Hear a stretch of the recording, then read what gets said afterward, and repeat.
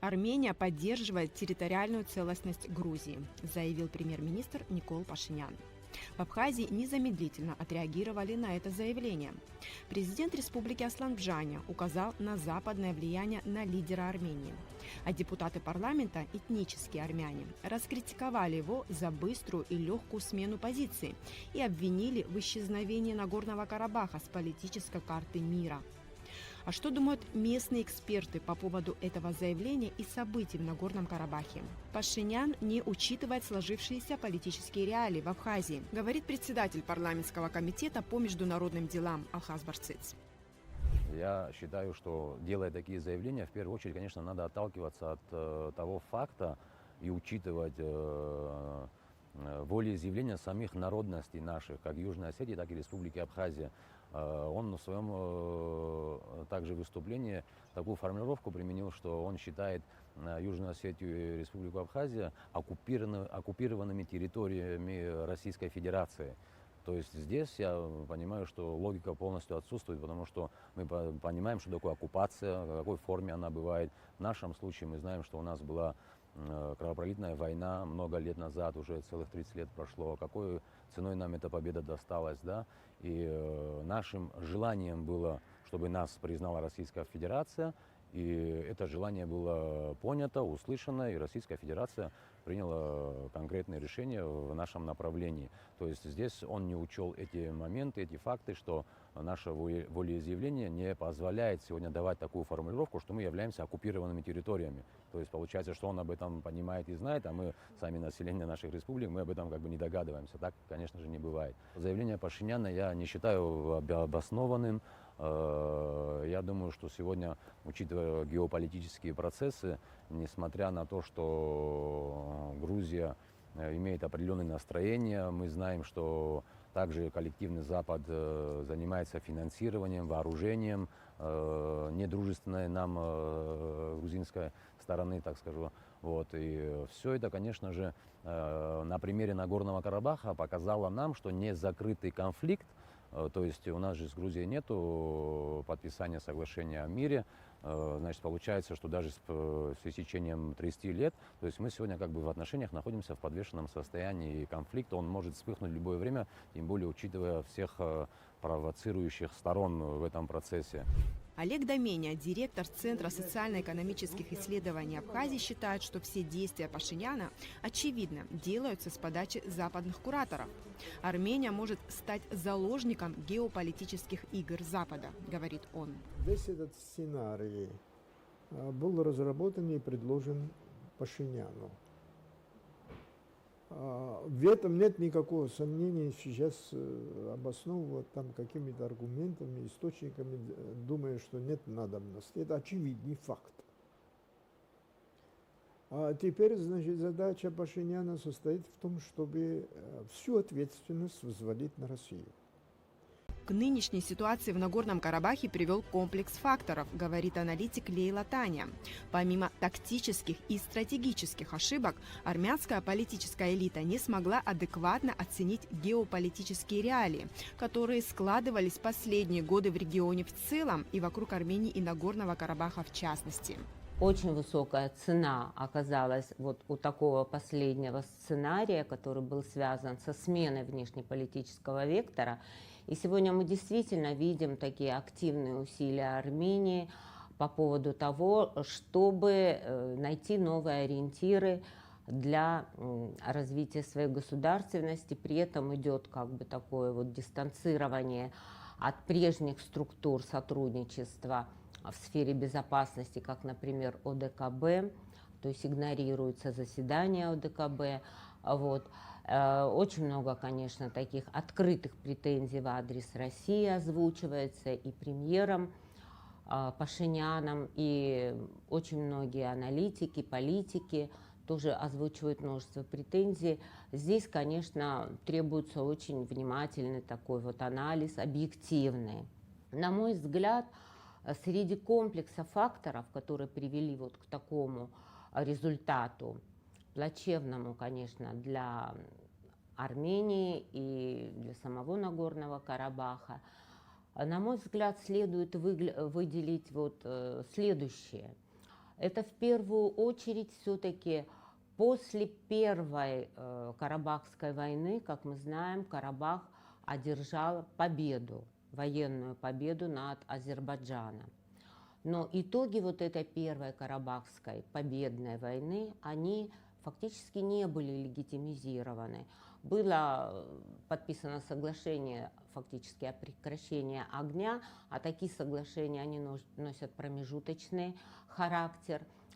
Карабах не был признан ни одним государством, в том числе он не был признан и Арменией, которая как бы так вот осуществляла покровительство армянскому народу Карабаха, но юридически независимость Карабаха признана не была.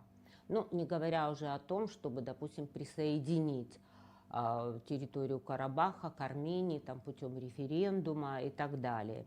То есть таких легальных процедур юридических.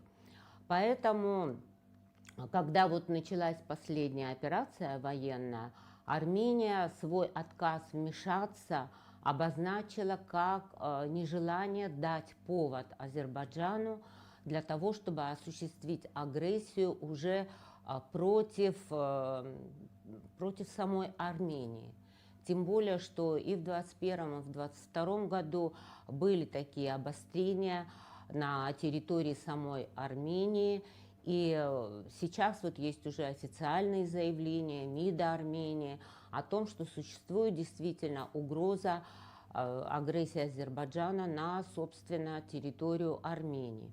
И вот это опасение, что Азербайджан использует военное вмешательство Армении в последнюю вот вооруженную, так сказать, фазу, как повод для агрессии Азербайджана, вот такое, так сказать, вот объяснение было дано этой ситуации с невмешательством Армении.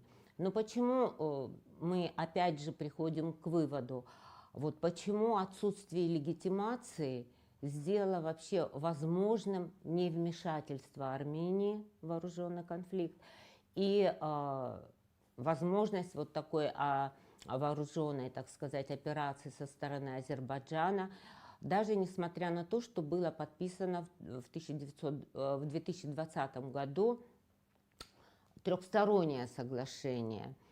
Вот. На мой взгляд, все-таки территория Карабаха оставалась спорной территорией вот в отсутствии такой юридической легитимации независимого статуса Карабаха. А когда территория остается вот в таком юридически подвешенном статусе, она остается спорной территорией. И это дает право противнику, так сказать, осуществлять реализацию территориальной целостности на практически таком вот военном, практически военным путем. Практически все государства ОДКБ поддерживали территориальную целостность Азербайджана, ну, за исключением Армении, конечно. Вот. Другой фактор, который, мне кажется, все-таки недооценили вот сами армянские власти и, возможно, армянская политическая элита, гражданское общество, это изменение вообще стратегической конфигурации в регионе. То есть необходимо было, конечно, уже понимать, что ситуация изменилась в связи с явным таким сближением позиции России и Турции как региональных игроков, которые претендуют на такие главенствующие роли в Черноморско-Кавказском регионе, на Южном Кавказе. Вот. Кроме того, Россия, конечно, значительно усилила свое вот такое партнерство с Азербайджаном.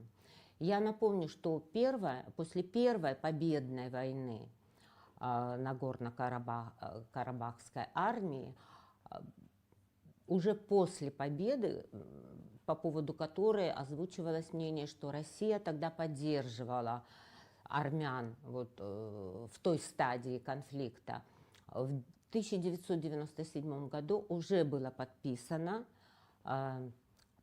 договор о сотрудничестве и взаимной безопасности, вот подчеркиваю, взаимной безопасности между Россией и Азербайджаном. Затем постоянно шло повышение уровня сотрудничества, уровня взаимодействия. Уже в 2008 году был подписан договор России и Азербайджана о стратегическом партнерстве. И вот буквально уже после 2020 года, после трехстороннего соглашения, 22 февраля 2022 года, через 2 года после соглашения, фактически был подписан уже договор о союзническом взаимодействии, то есть как в самой декларации вот о союзническом взаимодействии 2022 года между Россией и Азербайджаном уже отмечалось, что необходимо повысить вот планку, уровень сотрудничества между Россией и Азербайджаном, вот именно как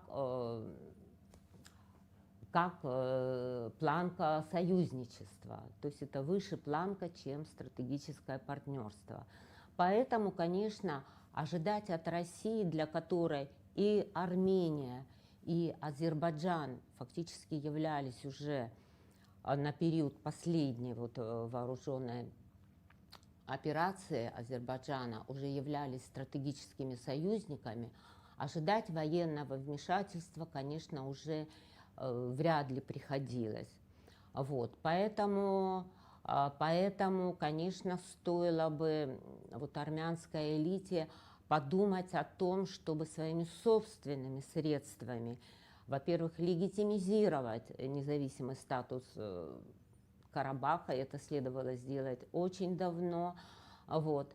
А во-вторых, Армении, наверное, вот те претензии, которые предъявляются, как и Карабаху, о том, что был провален фактически, провалена была вот реформа армии, реформа обороноспособности Армении, наверное, эти претензии тоже имели под собой реальную почву. Потому что все-таки отслеживая вообще военный потенциал, рост военного потенциала и Азербайджана, который сотрудничал и в части военных технологий с такой вот сильной в этом плане страной, как Израиль, сотрудничал, естественно, с Турцией, которая покровительствовала Азербайджану. Конечно, надо было понимать, что вот соотношение именно военных потенциалов просто несопоставимое было на тот момент.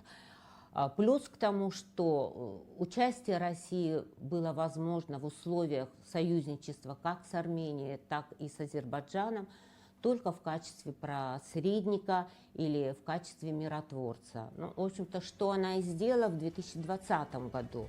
В армянском обществе присутствует разочарование. Российские миротворцы занимались только эвакуацией мирных граждан. Таковы упреки Еревана. Между тем, правовой статус российского миротворческого контингента основан на совместном заявлении России, Азербайджана и Армении от 2020 года. Их мандат – не воевать, а наблюдать за сохранением перемирия. Странно сваливать вину на кого-то, считают абхазские аналитики. Всю ответственность за происходящее в Нагорном Карабахе несет исключительно руководство Армении, убежден Олег Доменя. Россия проводила на Южном Кавказе как бы единую политику. Она заинтересована и в Азербайджане, и в Армении, и в Грузии. И потому ее политика, она достаточно корректна, осторожная. И, насколько это возможно, она как бы балансирует ситуацию в этом плане. Россия не могла вмешаться в этом военном конфликте, чисто военном конфликте, потому что она не имела права, тогда ее можно было обвинить на самом деле, что она вмешалась в делах силой в суверенных странах. И Армения суверенная, признанная, и Азербайджан тоже признанный. Даже после событий 2020 года очень резкие были сделаны заявления со стороны Армении в плане того, что Россия будет уходить с Южного Кавказа. И даже в одном из своих интервью зарубежным СМИ об этом говорил премьер-министр Пашинян. Понимаете, на таком высоком уровне, когда озвучиваются вот такого рода дискредитирующие комментарии в адрес своего на данный момент все-таки стратегического партнера, конечно, это вызывает ответную реакцию и у вашего стратегического партнера, я имею в виду Россию. Потом были совершены тоже такие неприемлемые действия с точки зрения России, когда были перейдены вот какие-то красные линии во взаимоотношениях.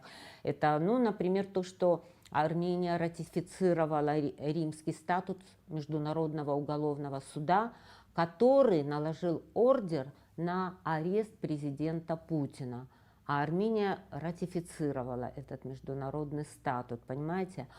Кроме того, по Украине тоже позиция Армении была не совсем вот партнерской по отношению к России, уже не говоря о союзничестве. Вот, скажем, в отличие от Абхазии, которая поддержала Россию вот в такой тяжелый момент, полностью выполнив свои союзнические обязательства на всех, так сказать, возможных для нее уровнях.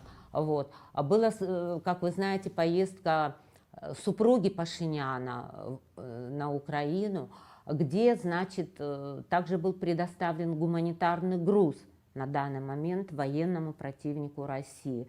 Конечно, все эти моменты привели к очень резкой такой конфронтации вот, дипломатической между Россией и Арменией, но это вовсе не означает, что смена внешнеполитического вектора Армении приведет к уходу такого серьезного, но просто глобального игрока, как Россия, из региона.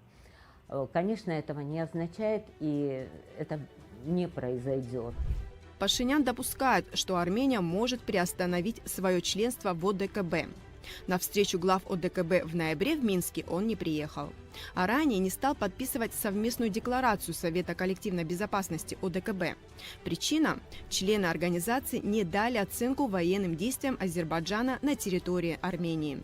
Премьер-министр Армении, он не раз озвучивал, что он изъявляет желание, то есть Армения изъявляет желание о выходе из состава ОДКБ, организации договора коллективной безопасности. То есть это не сегодня возникший вопрос. Этим самым он показывает как бы свою принадлежность, свою зависимость к коллективному Западу. То есть человек в открытую заявляет о том, что он не видит в России, значит, стратегического партнера, а больше переориентирован на, так скажем, противоположную сторону, которая сегодня на примере Украины, на примере событий в Грузии, то есть они уже стандартные вот такой вот, да, вот, стандартную такую схему применяют по организации вот этих вот революций цветных. Мы знаем, что недавно, буквально в марте месяце этого года, в Грузии тоже проходили определенные акции. Мы следили за этими событиями. Там, так скажу, что да, под соусом, значит, закона об иноагентах были возмущения. Мы видели все прекрасно, что они там задействовали молодежь, неправительственные организации. С Украины приехало много специалистов, которые реально планировали в Грузии совершить государственный переворот путем, ну, насильственным путем и при этом сменить лояльное отношение к России. Получается, у Грузии Саломе Зарубишвили, она объявляла национальный исход на площади Тбилиси. Она хотела собрать определенное количество тысяч людей для того, чтобы озвучить ситуацию и обосновать, как бы, да, аргумент, привести к тому, что им есть необходимость открыть второй фронт, получается, по направлению Российской Федерации, то есть войну через территорию Республики Абхазия. Армения теперь уже в руках Соединенных Штатов Америки. Без их ведома Пашинян что-нибудь делать не может.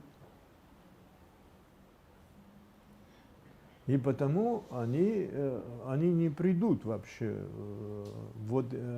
в разные другие структуры, куда они входили, они потихонечку оттуда уйдут.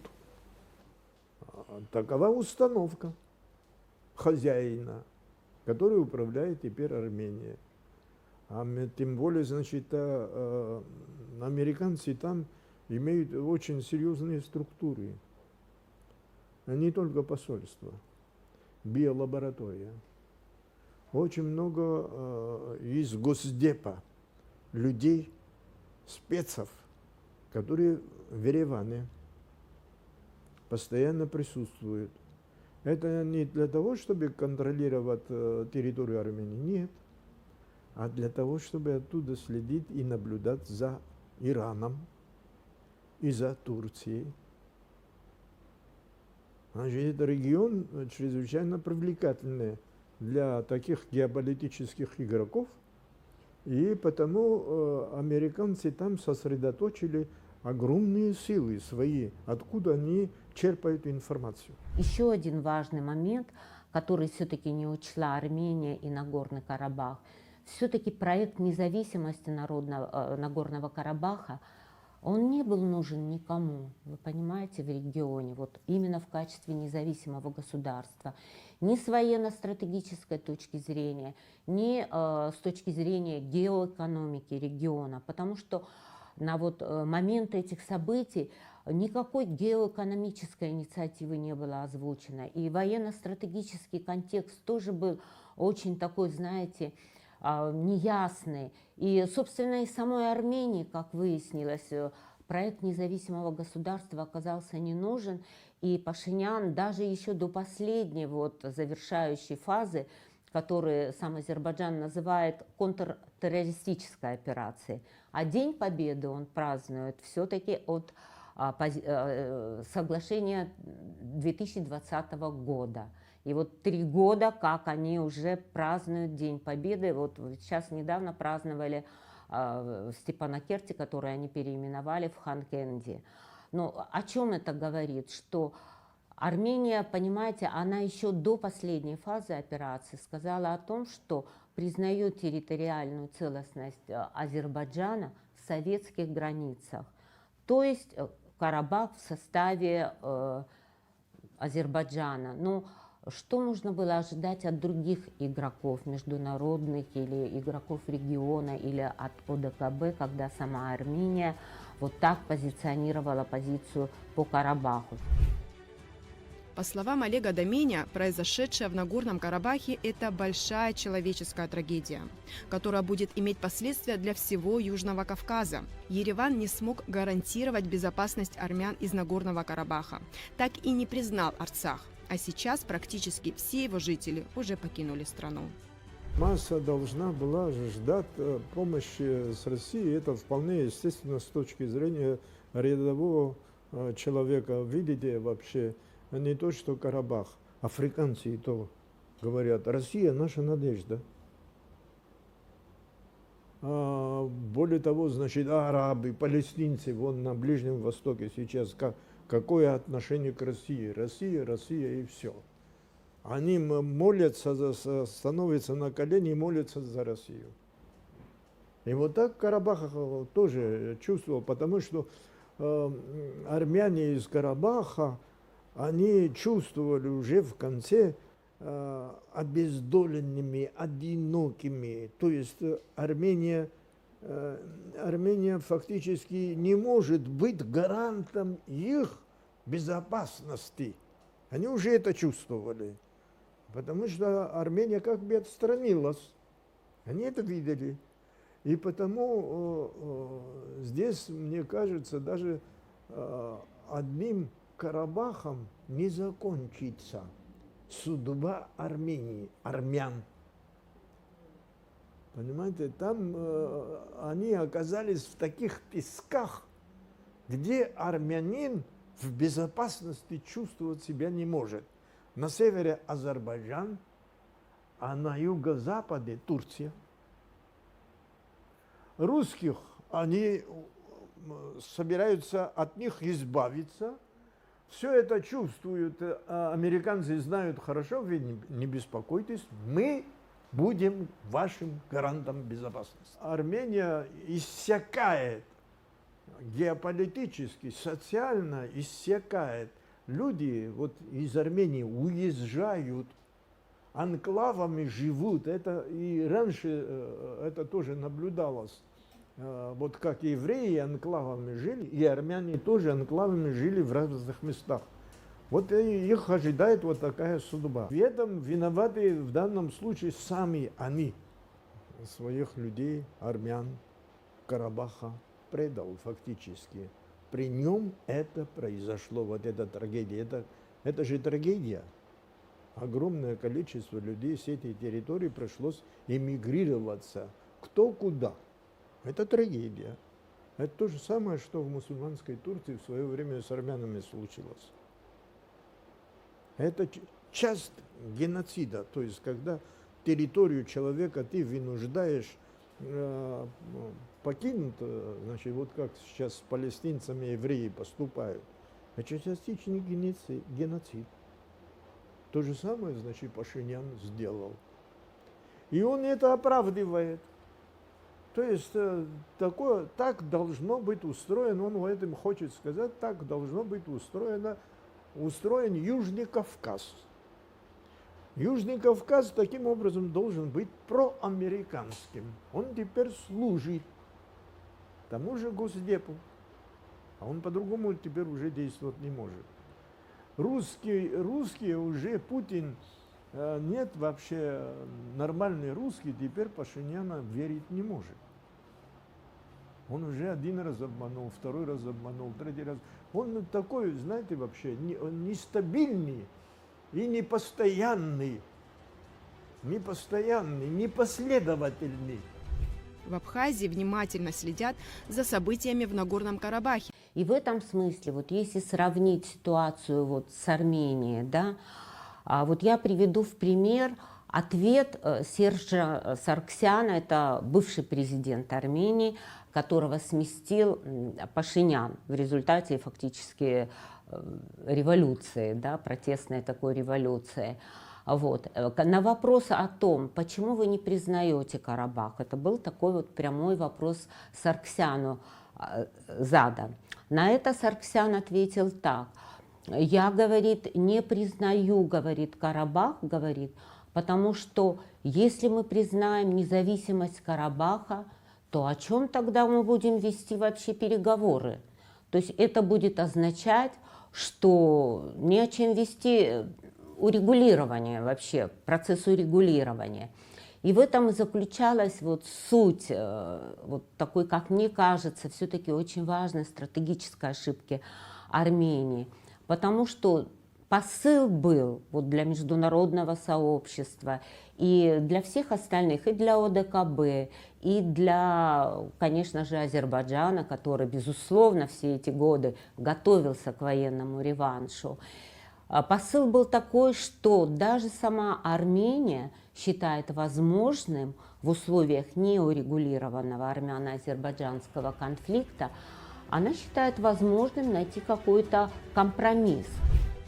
Армения ищет других партнеров в сфере безопасности.